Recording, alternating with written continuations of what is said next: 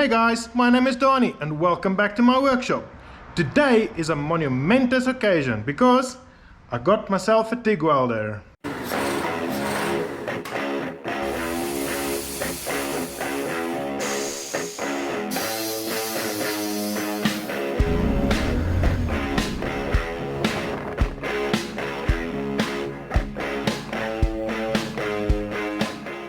Right guys, so like I said, I got myself a TIG welding machine, and this is not just any TIG welding machine, it is an ADDC TIG welding machine.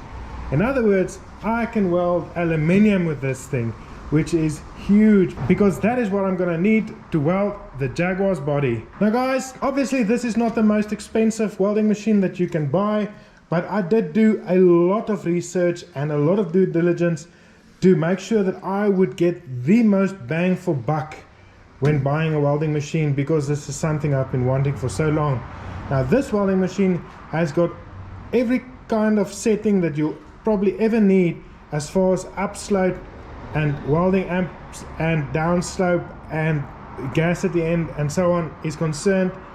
And what makes this very nice is that you can save all the settings on this welding machine. So in other words, if I'm going to be welding aluminium sheet metal, then I'm going to have a setting that I would have had preset to my liking, and just press the button and put it on that setting. And if I go to stainless steel for exhaust or something like that, I'll just put it on another setting and have that all there. So this is absolutely fantastic. I cannot wait. But like I said guys, I have no idea how to TIG weld. Never done it before. I've never held a TIG welding, whatever you call this thing, gun in my hand.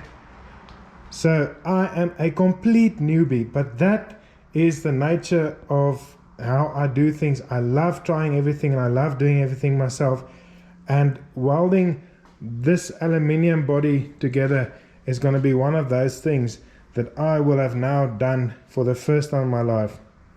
Now guys, I'm not going to go into too much detail about this welding machine because like I said, I know very little about it, and I wish I could have done it kind of an unboxing because I'm so excited about it. But that's it. I got this welding machine in the box, and I got this cool box here, and in there I got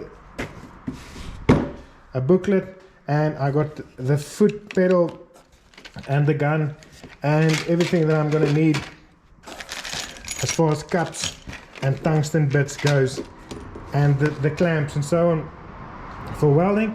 And what I also had to get was some gas.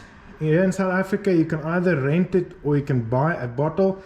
I chose to buy a bottle because I don't think I'm going to be using it so much, so there's no use that I pay rent every single month if I'm only going to be using it once or twice in a year. So I bought the bottle with gas. You can refill that. And another thing that I had to get was a gas regulator, so I got that, and that's what you need to start welding. So apart from that, as far as safety is concerned, I got myself a nice apron and some new gloves, and I got this beautiful new helmet from my noisy neighbor, and that is what I'm going to need for welding. Also, it is very important when aluminium welding, well, any type of welding for that matter, but aluminium just so much more, is that you need to clean your surface very well. So I got some acetone and I got a wire brush so I can clean my surface for welding, and I got this glass cup from the salesman. He said that because I'm a newbie, this will help me to see where my puddle goes or how I'm welding, so I'm going to be using this for a start. But guys, this is what I need to start aluminium welding, and what I'm going to do now is I'm going to set this machine up by reading through this manual and see if I can get it to such a point where I can at least start drawing some puddles. You see, I'm already starting to learn the lingo in some aluminium, on some aluminium sheets, and if I feel confident that I've got that sorted, then I will move on to the aluminium body. But I won't be working on that until I feel that I won't be burning holes through aluminium. So let me set this thing up quickly and see if I can get it sorted, and I'll see you guys in 2 seconds.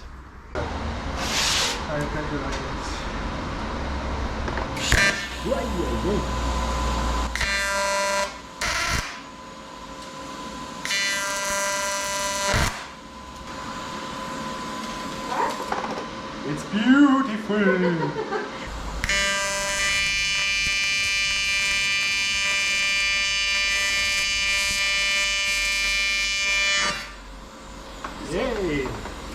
Yes, see.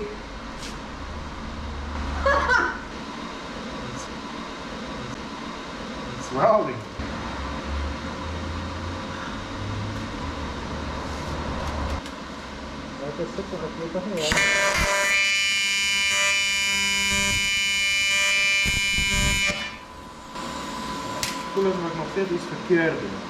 Alright guys, so these are my first 2 tries at aluminium welding in my whole life, and even though it looks like an epic fail, to me this was tremendous because this looks like business.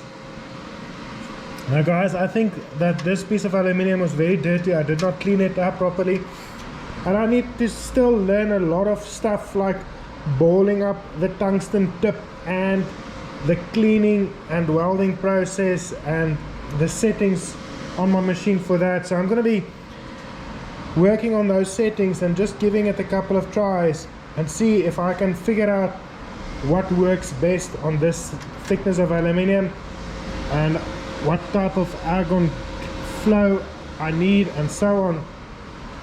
And if I can, by the end of this video, weld 2 pieces of aluminium together, I will feel like that was a win. So I'm going to continue with this a couple of times, see if I can get the settings just right, and then I'm going to try and weld 2 pieces of aluminium together. And if I can do that, I'll be willing to start welding the Jaguar.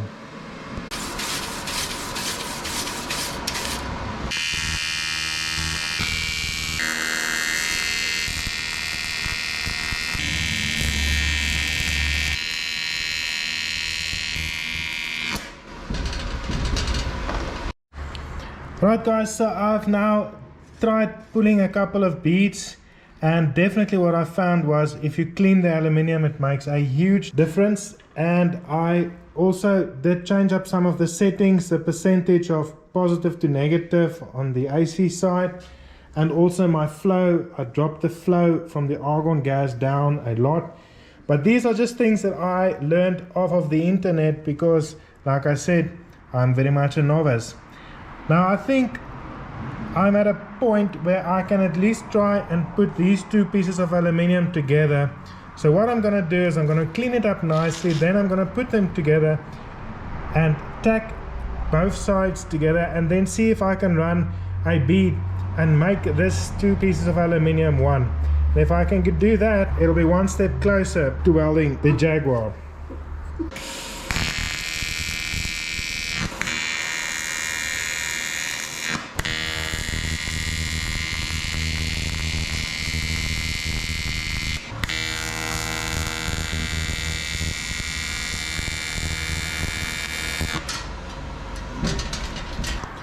Alrighty guys, there we go. I've made these 2 pieces of aluminium one, and I just used this very blunt file just to sand it down to see if it'll work. And guys, I think I'll be able to pull this off. I can definitely tell you that the difference between me and professional welders, well, there are many differences, but one of them is consistency. I'm struggling to get a consistent bead running. So sometimes it looks absolutely amazing, and sometimes it looks horrible, and sometimes it even falls through the aluminium. So I still need to practice a lot as far as getting a consistent run on my weld. But guys, I think I'm gonna make this work, because even if I don't get it perfect, I'm still gonna be filing it down and sanding it down on the car. So what I'm gonna be doing now for the next couple of days is I'm going to be welding and welding and welding and see if I can get my flow or my beads consistent.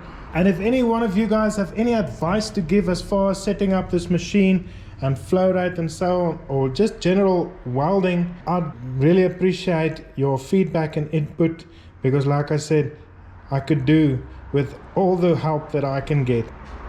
But guys, even though this might not be a big video this week, it is a huge one for me. Putting 2 pieces of aluminium together is really quite a spectacular feat, and I think that is going to be the big difference for my shop and for the work that I'm going to be doing moving forward. So guys, I hope that next week I'll be able to bring out the video where I start putting the Jaguar together. That's going to be it for this video. Not much happening, or doesn't seem like much happened, but really guys, this is huge, and I thank you for watching. I'll see you next week. Cheers!